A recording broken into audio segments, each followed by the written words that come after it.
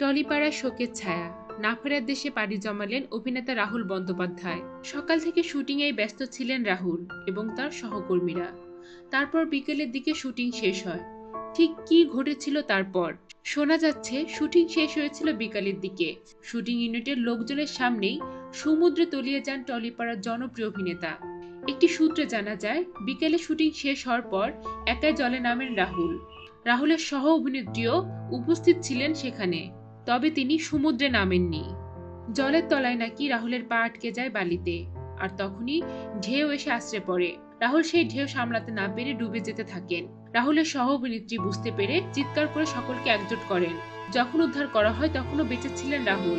জল থেকে উদ্ধার করে হাসপাতালে নিয়ে যাওয়ার জন্য দ্রুত গাড়িতে তোলা হয় রাহুলকে। 10 থেকে 12 কিলোমিটার দূরে দীঘা মহকুমা হাসপাতালে নিয়ে যাওয়া হয়েছিল রাহুলকে, কিন্তু সন্ধ্যা 6টা 10 মিনিটে চিকিৎসকরা জানান আগেই মারা গিয়েছেন রাহুল।